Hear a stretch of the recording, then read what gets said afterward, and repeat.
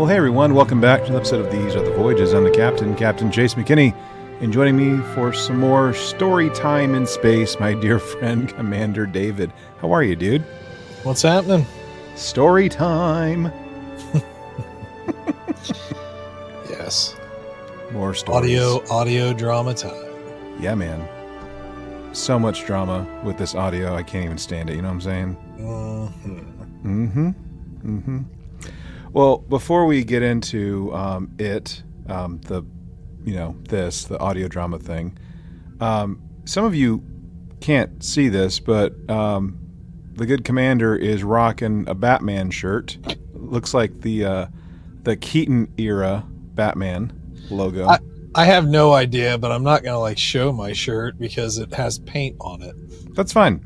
So this is me asking, because you're wearing Batman, is Batman your favorite DC superhero, or is it someone else? Of DC, yeah. I mean, when we were kids, the animated series was going on. So, I caught that. Sometimes we didn't always have cable or good antenna reception. So Sure. But every now and again I'd catch it. So, but yeah, no, as far as DC goes, that would be my favorite. I was never a huge superhero person. Sure. As a kid. Sure. Yeah. I do remember when Batman the animated series came out. Like good old Kevin Conroy as Batman and Mark Hamill as the Joker. Yep. There were a few other bigger names. John Glover, he voiced the Riddler, if I'm not mistaken, who later on was the actor of Lionel Luthor in Smallville, and he played a mad scientist in the Batman and Robin movie. Came out in '97. The nipples? Yeah, the bat nips. Oh boy, what a time to be alive! I know. Man. I actually thought that movie was pretty cool. Like as a kid, I thought that was so stinking cool. Like I don't know, because it was just Bat. That wasn't the Freeze one, was it? It was actually. So this is like one of those stupid memories. I do remember me, my dad, and my brother rented that from, whatever it was, the movie rental place back when that was a thing. Yeah. And my stepmother had went to a baby shower. Okay. So, back before men started going to baby showers and stuff. But anyway, it was fun when we had our baby shower. I invited my stepdad and a few other men folk, and I remember my mom shows up. I was like, yeah, where's Rick at? And she's like, oh, he didn't think he would be invited to a baby shower. It's like, this is 2025. What are you, 2024 at that point? It's like, what do you think? Anyway, I remember she went off and did her thing, and we got that Batman movie, and popped our popcorn and watched it in the dark and so forth. It's just one of those funny things. It seemed cool at that time, but it's a little laughable in a way now. We can laugh at stuff we did in the 90s, I guess. Yeah. Chill out. There were so many corny lines that Arnie said as Mr. Freeze and stuff. Allow me to break the ice. That's it. Yep. Yep. I remember when the movie just before that, Batman Forever, came out with Val Kilmer. Mm-hmm. And this was back when fast food joints actually had some pretty cool stuff. And it had these collectible Batman Forever glass mugs or whatever. I had one, and it's still at my mom's. Yeah. I was so upset because we had the whole collection. My mom insisted on ensuring that we had the whole collection for whatever reason. And I remember distinctly, I was using the Batman cup one Saturday morning, watching my Saturday morning cartoons, and something happened, and the cup fell off the counter and just shattered. Oh, collectible down. Yeah. We actually drudged up a couple of the Lord of the Rings Burger King glass chalices. So I've got one of those again, but the only time that I remember our parents like collecting that stuff for us, me and my brother, was the little gold-plated Pokemon card things in the Pokeball. Oh, I think that was like a Burger King thing, and they went to several locations. It was really driven by my brother, to be quite frank. I was at that point, it was just like music was all I was really interested in, and movies. But he loved Pokemon. And we collected the cards, and we had all of the original, the stuff that goes for crazy money now. We had all of that because that's what we asked for when we'd go to the store. Can I get a pack of cards? But anyway, they went to several, and I think that was a Burger King promotion, but whatever it was, they went to several of those places and got all of them. So we had each a full set of these. They're gone now, but wow, they got lost. They got lost somewhere along the way. That had to have been like Pokemon, like the first movie, or one of them. I think it was for the movie. Yeah, for the first movie. Yeah, I'm pretty sure it was. Wow. Yeah. I remember I was when my dad was moving from the house just before the one he's in now. I found my old like binder of first edition Pokemon cards. Yeah. Yep. I have a bunch of first edition Pokemon cards from like, the 90s and stuff. Like they're all like in like the plastic sleeves and oh boy, stuff like that. And it'll probably fetch a penny just like Beanie Babies did. You know what I'm saying? Well, the funny thing is that some of them actually do fetch quite a bit of money. Like there's a real fervor about it still today. So there is real money in it. There was a point several years back now, but my nephew, I would get some cards from like the comic book shop back when I was keeping up with some of the like the Star Wars comics, and then I think we did like the Picard comic here. Yeah. So I'd grab some packs from that shop, and then we'd open them and so forth. There was one that I got a card at that point that was like worth $250. It's crazy to think one little card, $250. But hey, I mean, even when I was younger, baseball cards, they're valuable baseball cards. You had your Beckett's book and all that kind of stuff. So there's money in anything. That's cool. There was at the height of like the 90s, like Pokemon craze, and like especially after the trading card game came out. One of my friends in the neighborhood growing up, he'd come over to my house, I'd go over to his house, and we'd play the card game with each other. And there was one night, I think it might have been like at my house. He had spent the night, and he was like a great artist, and like we had like just a fun time just like making up like random Pokemon and stuff. So like we made one, like we got like a crappy card or something that we didn't want, and he got like some kind of specialty paper, and he got out his like fancy like colored pencils and crayons and markers or whatever he got, and we made our own Pokemon. And it was like a cross between if you remember the original 150, it was a cross between a Raichu and a Pidgeot. Okay, bird rat. Yeah. An electric bird rat. Yeah, the electric bird rat. It was fantastic.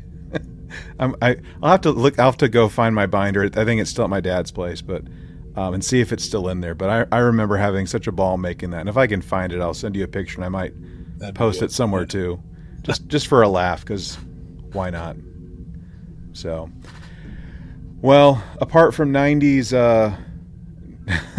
superheroes and Pokemon craze, how have you been, dude? I mean, not bad on the whole.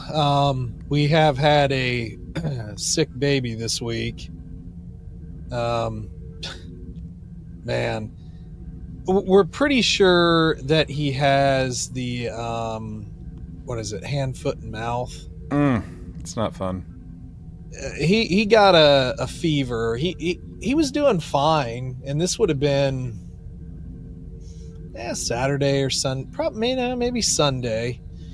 And he was fine. He was running around all day, but then just that night, getting towards dinner, he was like, man, he's hot.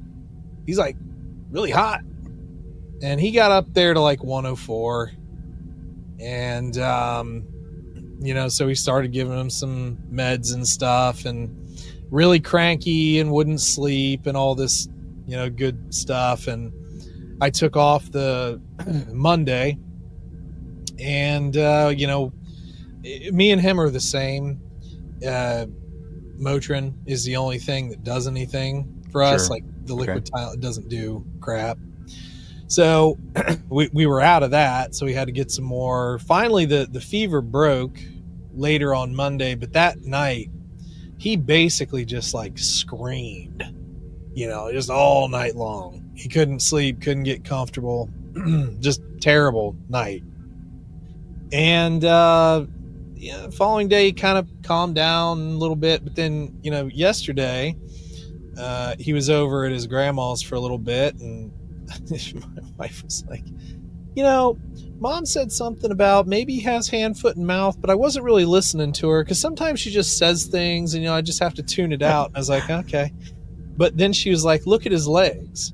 And I was like, yeah, he does have little bumps. He just had little bumps on his legs and stuff. So we're assuming that's what he has, but he's been pretty tired today. He's he's still running around, he's still eating and all that good sort of stuff, but yeah, he's been a pretty cranky little guy. So that's kind of been our week.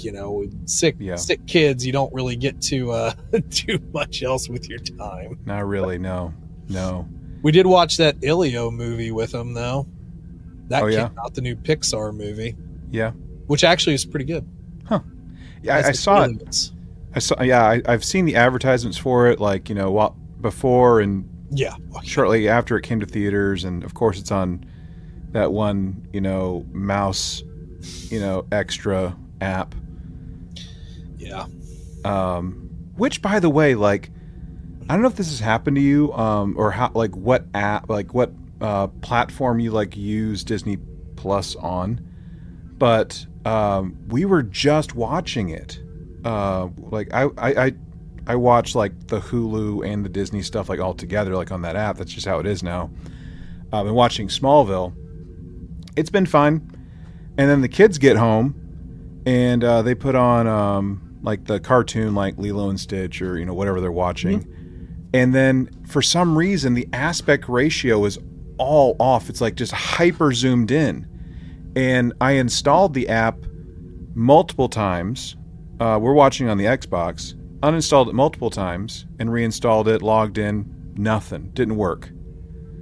And I'm going into like TV settings, I'm going into Xbox settings, and it's just not working. I'm just wondering, like, have you experienced anything like that? I mean, maybe not like on a gaming console, but just in general. It's just odd to really. me. Yeah, not really. I don't think so. That is odd for sure. Yeah. Huh. And I fooled with it longer than I cared to, for the record. Look, all I know is, and this is like old guy talk right here, all I know is that the whole package is going up again, price-wise. And we were sitting there talking about it. It's going to be like $95 a month for it's like the Hulu, ESPN, Disney Plus package. And I'm kind of sitting here like, didn't we used to just pay this for cable? Basically. Isn't this why we went streaming, so we didn't have to pay as much? Yep. Oh, that's right. That's Yeah. that's right. They got to get the bucks out of us somehow. That's right. That's right. Oh, yeah. So anyway, who knows? We might not even have any of that. We will see. We'll see. Crazy. Yeah. I'll have to check out Elio. I mean, it looks kind of cute. I mean, I'm sure the kids would enjoy it. I mean, it's like the premise for the kid is sad, but the actual movie is pretty good. I actually thought it was, decent. Cool. It's not like, if I had to do a ranking, it probably wouldn't be in the top, but it's good. It's solid. Sure. Okay. He seems like it. Yeah. Nice. That's what counts. Whatever shuts him up. Look, I feel that in my soul. I get that. Well, there's only so many times you can watch like the same three movies in rotation. It's like no matter how good they are before they get, just old. Because he likes Luca, and Kanto now, and Coco. Yep. We And went through that rotation. Moana too, but those are like the top three. So, any excuse to throw something else in there. Yeah. For a while, it was those for us, like when the kids were younger, and then eventually, Goofy Movie came into our house, came to our lives again, and every day for like a couple months. And mind you, like this was like when I was taking the kids to the other school, like where it was like 40 minutes one way, 45 minutes one way. We were listening to the Goofy Movie soundtrack over and over and over again. I'm like, okay, no more, please, no more. Pick something else. Cars, no. Trolls, no. So, Anyway, well, we're getting ready for my daughter's birthday. Another year, getting older. Who told her she could grow up? Mm-hmm. But such is life. But hey, man, let's jump in and let's talk about this audio drama. We can try. You can do your worst. You know what I'm saying? All right. Ominous. Well, we're back once again, and this is the third installment of 9 when it comes to the Star Trek Con audio drama. Last time we were together, all three of us were here to talk about the first two episodes, the first two installments in the Con audio drama. Eric's not able to hang out with us and talk Trek. That's okay. We hope he's able to join us next time. But for now, it's just David and I. We're going to be talking about episode 3, Do Your Worst.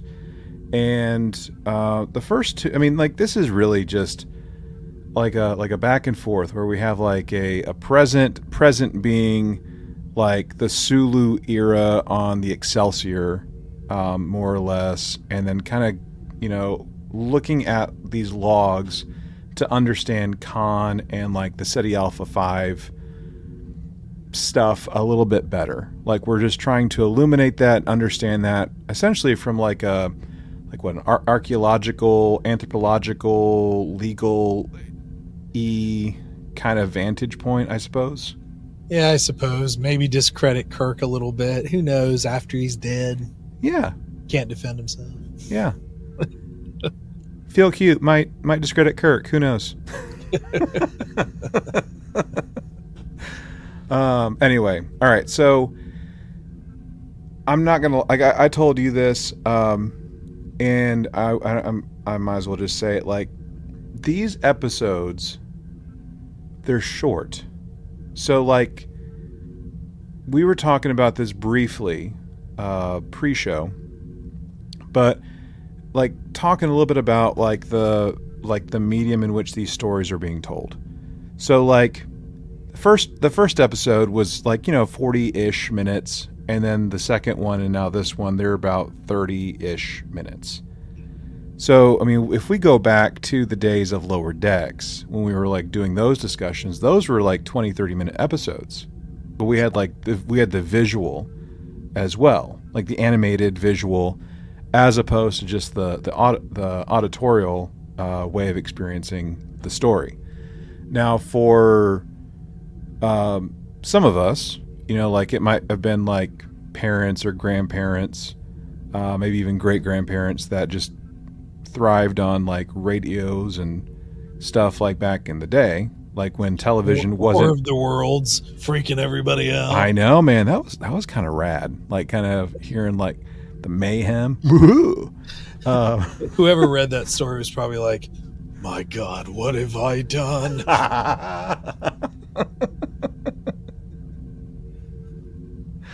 Oh man, what a time to be alive.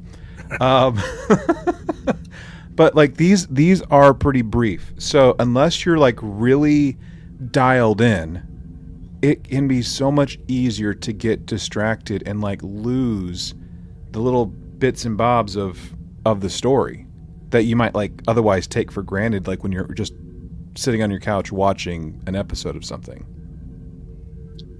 Yeah, I mean, I think the more we're listening to it, it's like I think I was a little harsh pre-show, but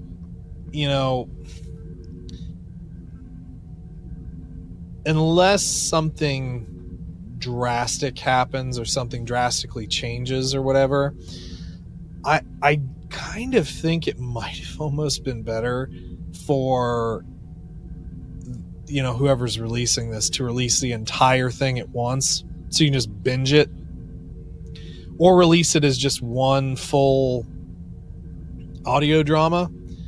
And I mean, I'm pretty sure we all talked about it a bit last week, but I think that I brought it up maybe, is the whole deal with the ad sales.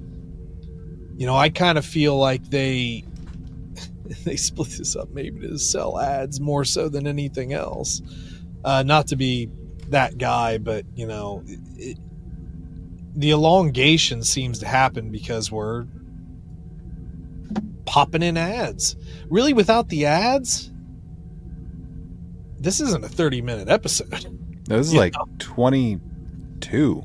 Yeah, exactly. So, yeah, I almost kind of wish that maybe they had just dropped the whole thing as one piece, or dropped all the episodes at once so you just binge it. It probably would have made for a little bit easier ingestion than going week by week.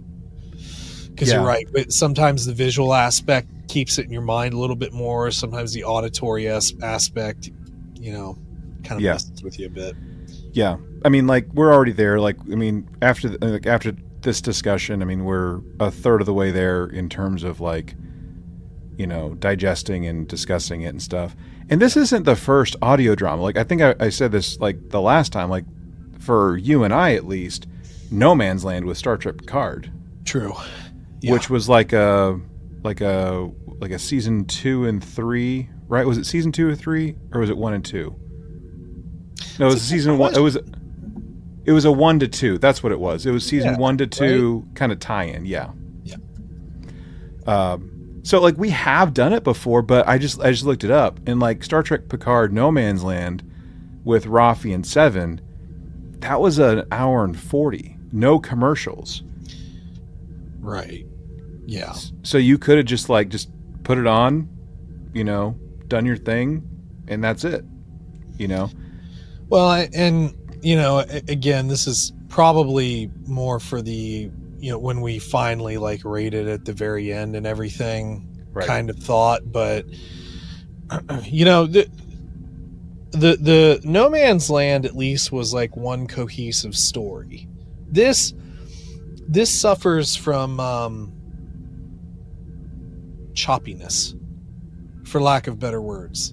It's like, instead of like a couple of actors sitting down in a room reading through the story, doing their parts, acting through their parts, it's like, well, today you're gonna record scene 1, 2, and 5, and we'll smash them all together and put some music to it at the end. It'll be fine. But like, it is a little jarring sometimes when you're going from, in quotation, scene to scene. It doesn't always seem to hold together real well, maybe. Mm-hmm. But yeah. I don't know. Would you have would you have been more interested in this if this were like a, I don't know, TV format, mini movie, cartoon, maybe? You know, would I have preferred this as like a mini series or something? I mean, maybe. I mean, like we have Naveen Andrews, who's voicing Khan. Saeed Jara on Lost. He was also Jafar on Once Upon a Time in Wonderland and some other stuff. But I mean, I think it'd be interesting to see him portray Khan in live action, and I don't think you'd be able to get away with some of the things like the Sulu and the Tuvok aspects, like when they do show up, as easily. But Yeah. but maybe, if nothing else, man, like I'm in agreement. Like I think just like where we're at right now, like in terms of like the pacing of it right now, I do think I would have preferred this to have all like come out at once, or hey, maybe we have the first 5 hours of it, or first 5 episodes, whatever, like volume 1, where it can be a little bit more, where it could be like a little bit more cohesive, right? And then like the big hurrahs, like the last 4 episodes or 5 or whatever. That's actually a good point. If you did like Act 1 or whatever, but it's that's a good shout. I'm just whatever. Anyway, pacing. Yeah. Modern Trek at times does have some issues with pacing. I Yeah. say that probably too much. Well, at least you're consistent. That is true. Broken record. All right. So, I said this last time. I think we all said this last time, but it's pretty straightforward, like these episodes. So like, say what you want. It's pretty straightforward. Like it's pretty lean in terms of like what's happening.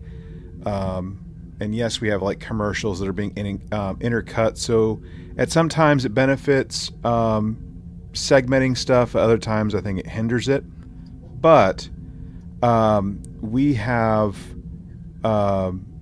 as part of this exile, we have this older Marla that's been reflecting on like nightly stories of these younglings, and this guilt that she has about effectively like softening the truth of Victor's death, which we're gonna like talk about at some point in this episode.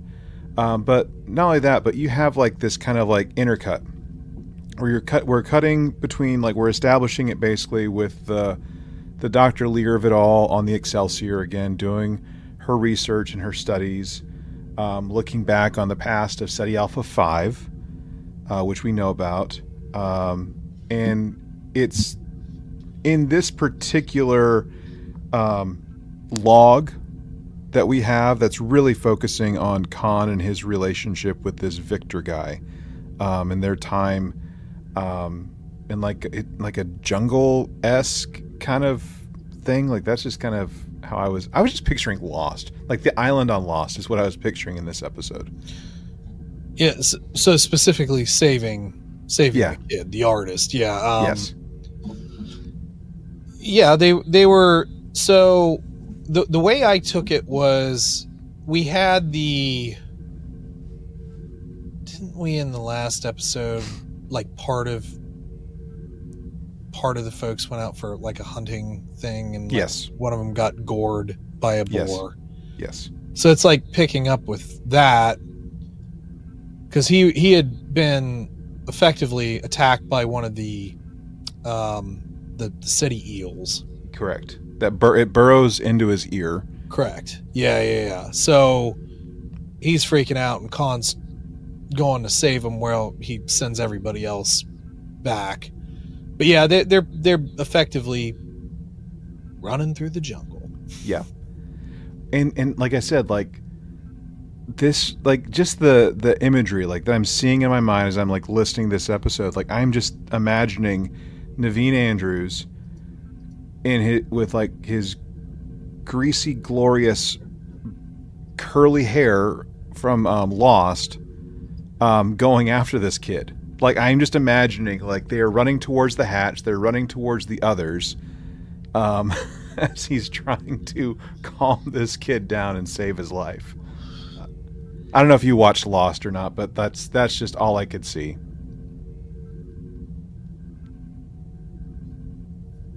Yeah, so I didn't really get into Lost much. Okay. I think I got a couple of episodes, but it wasn't necessarily anything that I got into. Okay. So here's the thing, like when it comes to Khan and Victor, this artist kid, he manages to like get a hold of him, and ultimately he sedates him, and gets him back to camp. And there is like a little bit of like a love interest kind of situation going on. Solana? Was that her name? I think it was. I thought it was Solana. Yeah, something like that. But yeah, well, they were the ones that were always like making out everywhere or other things. Paint my picture for me, Jack. Oh boy. Paint me like one of your Risa girls. Well, they would have actually known about the French because they were from Earth. That's true, but still. Anyway. Yeah. Yeah, I think it's sort of worth mentioning that he is displaying weird behaviors where he's taking Khan's orders very literally. So much so that when he does eventually get him back and they've sedated him and they, there's an alien pathogen and all this sort of stuff, we don't know what to do. So much so that one of like Khan's last orders was to keep fighting, to survive. And he's taking it so literally that he kills his love interest. Yep. Obviously not meaning to, but he killed her. And then in the interest of trying to figure out, the logic here did kind of escape me a little bit. So they say that the only way to figure it out is to do exploratory brain surgery, but he won't survive that. So instead of just doing it and effectively letting him die in brain surgery, they just, Khan's like, I'll kill him now. You can do it when he's dead. That was okay. Yeah, that was something I understand. So yeah, so Ursula, right? Like she's like this medical person, effectively for the colony. Yeah. Who's saying this stuff? Like she's trying to understand this like unknown like neurotoxin, among other things, and yeah, like noticing this stuff that's happening with our artist dude that just went berserker on the girl, right? So that was the thing that I didn't understand, is like Ursula is trying to be very humane with this kid, right? Like, I can sedate him. It'll be it'll be quick and painless type of thing. Yeah. So the thing that it's a legitimate question. And I'm not a medical doctor, not that kind, but I did stay at a Holiday Inn once. So here's the thing. If we're trying to understand this neurotoxin and like these behavioral whatever changes to the dude, like I understand we can do an autopsy and we can see how organs and blah, blah, blah are impacted. Okay, fine, whatever. But if we're trying to understand the inner workings and the behavioral whatevers of the eel, of the neurotoxins, of the whatevers, why don't we want to prolong his life as long as possible and potentially, in theory, create some kind of, antidote? Yeah, it was the logic was interesting, I guess. I don't really know how to call it. They're doing a thing. Well, the other thing too, though, that I feel like they alluded to was that so when they were in the jungle section, our guy was complaining about like voices. He was hearing things, Mm-hmm. but after he killed, what was her name again? I think it was Solana. I think that's what I Solana remember. or Sylvia or something Something like that, yeah. something with an S. Well, after he killed her and he's talking to Khan or whatever, it's like the voice was gone. So conceivably what I could see happening next is that I feel like the creature is gone. The eel is gone out of him. So at that point, I feel like they're going to find nothing. Mm-hmm. You know, they're going to learn nothing right now. We do know, however, that Khan eventually does figure out how to use the eels. So he knows how to use them. Because when, Right. in Wrath of Khan, ship comes down and puts the eel in. He knows how to use them. So who knows? Yep. But, yeah. So, I mean, while we're talking about this, I mean, just fodder for discussion. In your opinion, man, like, as you think about this, like, as we're talking about, like, the mercy killing and, you know, between Khan and Ursula and stuff like that, you know, Ursula is the one that's arguing for the autopsy and basically says, like, you know, this isn't a burden that you have to bear on your own, effectively. But Khan's like, whatever, I got this, man. Khan claims, you know, the burden for himself. So I feel like we're kind of in this space of, like, considering, like, the ethics of triage. Like, I'm kind of, like, dancing around the topic of ethics in talking about this. When we're talking about the ethics of triage and even, like, mercy killings for communal safety, because, like, we have a colony basically of survivors that we're having to think about as well. Like, you know, if he's going to go berserker on one person, what's to say that he won't go berserker on everyone else, you know? Right. So let me ask you this, and even the people in listener land too. When you think about what's happening here, what do you think the limits, like moral limits, whatever limits are of sacrificial decision making? Is there a limit?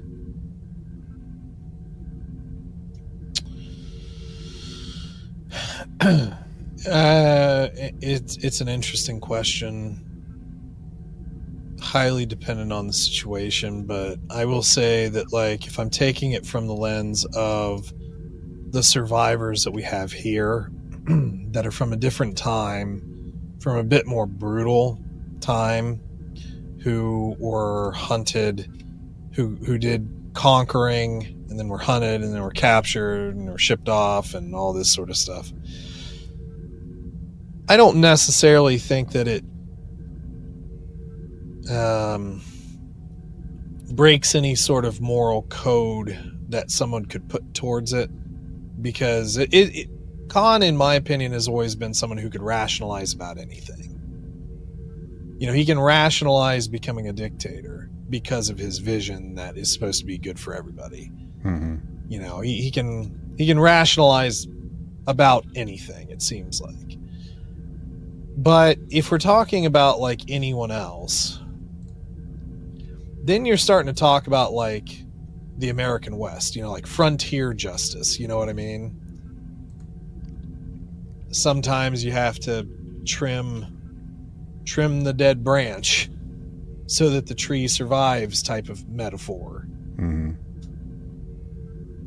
In this guy's case, though, if you think about it logically, and here's the thing, and I think it was it was said in here something, it might have been Ursula, it might have been somebody else, but somebody had said something about whenever something doesn't go Khan's way, he goes a different direction.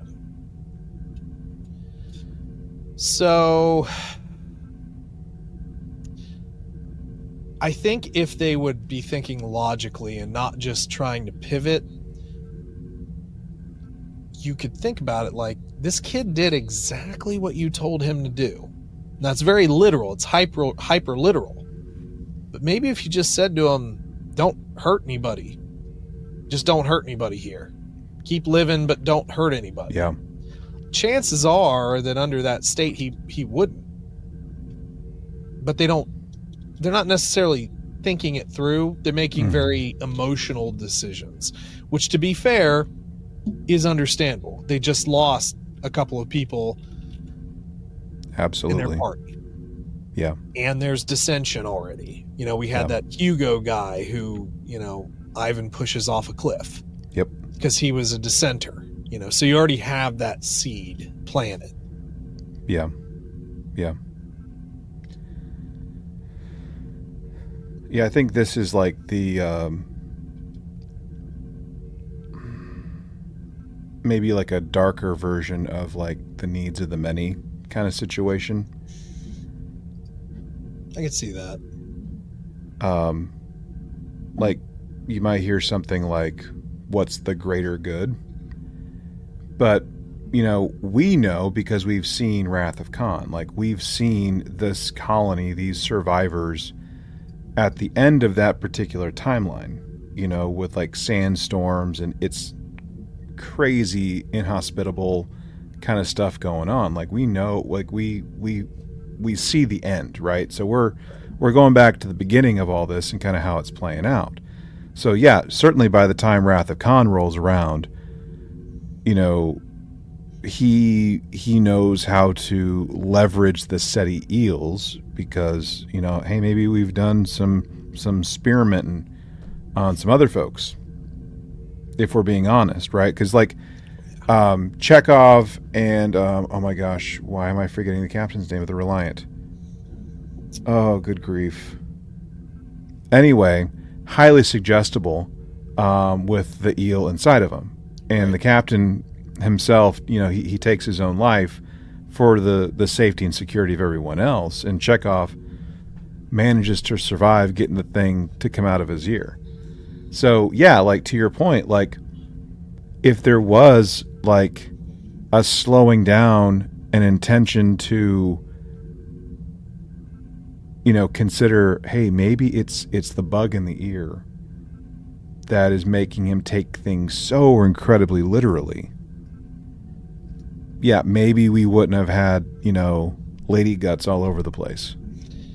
Yeah, the only thing I will say is, so I think the only caveat, if you want to poke a hole in it, they don't know it's eel. They know it's something. But right. They should know he's suggestible. They should, yes. So, but eel aside, they should know he's suggestible at this point. But if they stop to think. Yeah. Which Khan is like crazy intelligent. I mean, he was like, if we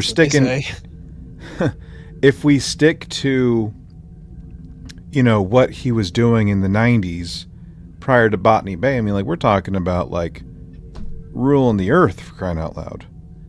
Yeah. Yeah, for sure. So the dude's got leadership skills, twisted, but the guy's got some leadership. Yeah.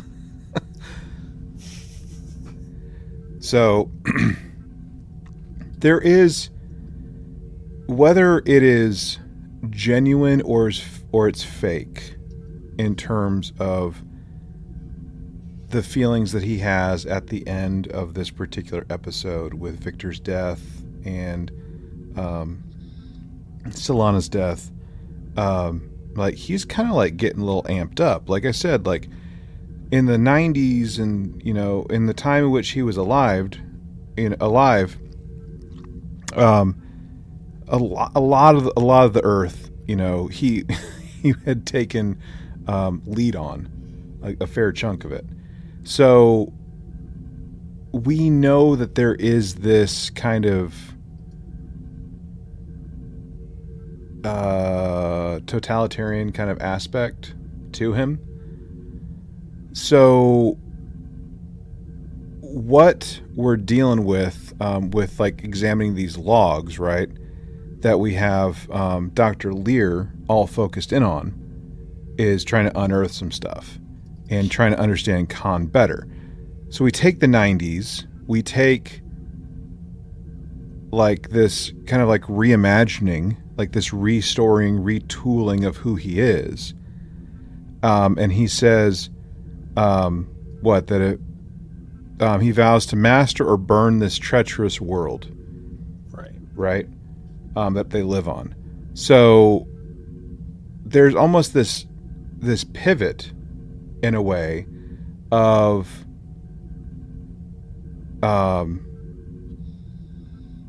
this particular rhetoric, I guess, to more of like the formation of like this domination credo of sorts. So is it too soon to say this or to suggest that, hey, maybe this is the moment that Khan's paradise, if you will, becomes conquest? I mean, that's certainly possible, I suppose. I think the only thing that you could potentially say might hold him back a bit is these are his people. They're not, for lack of better words, randos. Yeah. So that's kind of the only thing that I might say might hold him back in some bit, but it's kind of hard to tell. One thing that I did kind of want to get out there. So Lear's listening to these tapes, but the way I took it is that towards the end, when he's making that whole speech in the open air type of thing, "I'll burn this place down," I didn't take it like he was recording that. So how did she listen to it on a tape? I don't know. I have no idea, but I will say that in the beginning, whenever she is playing whatever log she's playing, it was so hard for me to make out the words that were being said. It was just so muffled. That's fair, yeah. Yeah, I just think that's kind of funny. Maybe they, maybe in Space Seed they put a bunch of wires. That I don't know. Yes, yes, of course. We want to know everything, just like all the space cameras. That's right, all of them. There are maybe two other things that I just wanted to mention as well. So we have another one of our Khan followers who is enhancing some of the scanners that they were left with parts from MacGyver's ship. Yeah. And they are increasing the range pretty exponentially. And they are starting to get to the point of where, what was it? Was it SETI Alpha 6 that effectively exploded? Yes. So they're starting down that path now. Because he's like, what was it? Something electromagnetic signature, iron core, highly unstable. Oh, that'll only affect, it'll be slow over millions of years and all this stuff. So that's possibly coming. Yay. But hey, there's an engineering delta for you if you wanted to. Good grief. Good grief. The other thing that I just wanted to highlight, which I find both interesting, but also I question the validity, is so when Lear's listening to these tapes, she's annoyed because there's this tick, tick, tick, tick, tick, tick, tick, these little sounds going on. And so they're in the SETI system, which has a bunch of debris, basically, microasteroids, stuff like that.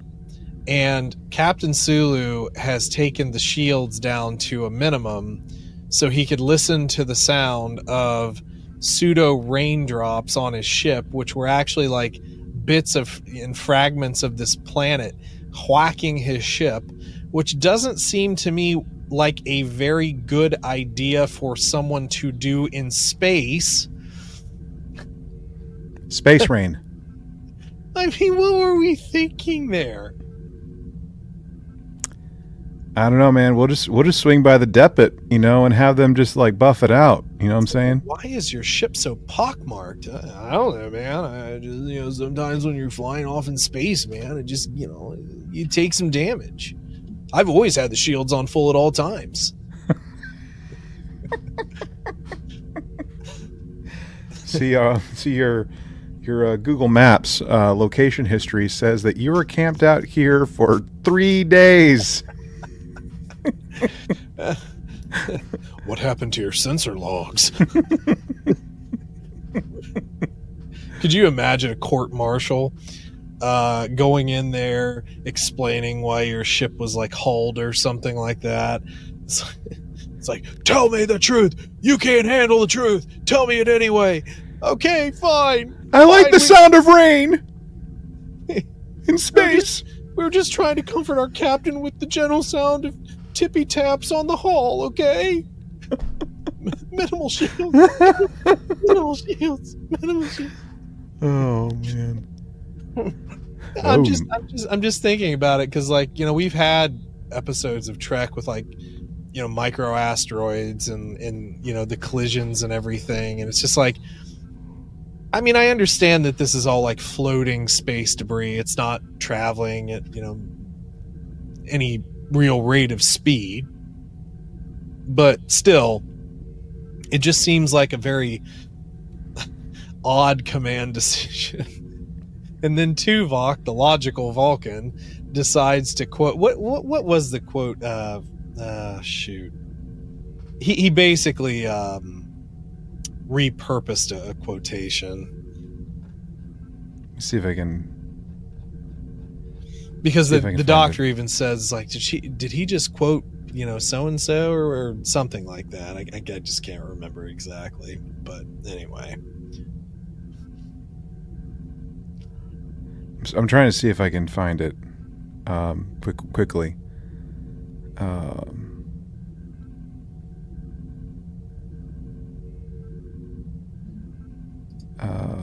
can't. Leadership is a heavy burden to bear. All Starfleet captains carry it as best they can.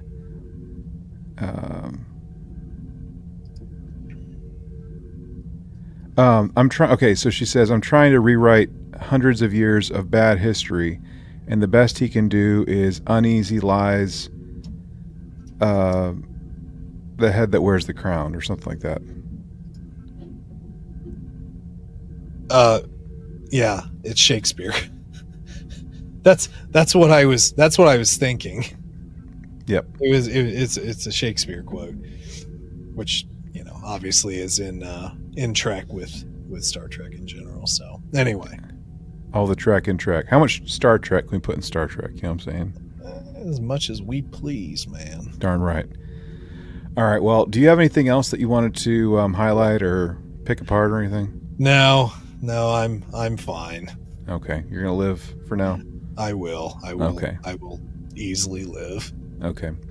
Well, just a reminder for anyone that might be listening to this for the first time, typically when we have done like audiobooks or audio dramas, we've rated the episode on a scale of 1 to 5 as opposed to 1 to 10. We treat it more like a book than anything, but we're suspending that and our other rating aspect of deltas for the time being, so that we can get like the full cohesive story and rate it at the end. So I'm not going to rate it, and I hope I don't have to say that again next time. But yeah, like it's interesting, and like we're laying the groundwork for understanding. I think to understand more of like the Ceti eels and just colony life in general for Khan and his followers. So yeah, I mean we're a third of the way done with this story. It's supposed to end beginning of November at the time of this recording. So we have about just I guess 5-6 weeks left, honestly. So yeah. Anyway, well, David, thanks as always for chit-chatting, and Eric, if you're listening to this, we missed you, bud. We hope you'll be able to come hang out and party with us next time. But in the meantime, all you out there in listenerland, I hope you enjoyed this, or that you're enjoying the series. I'm seeing a lot of love for this in different portions of the fandom, and people wanting more audio drama, which I'm not necessarily opposed to. But anyway, I think Naveen Andrews is doing a pretty good job of Khan. I think it's a good cast in general, bringing the story to life. But hey, let us know what you're thinking of the audio drama. Connect with us on all the things, trtvpod@gmail.com, or send us a voice only to 817-752-4757. Of course, if you want to mail us something like an Idiot's Guide to Medicine, Lone Star Station, P.O. Box 2455, Azle, Texas 76098. Everyone, thank you so much for tuning in. And as always, remember to boldly go and make it so.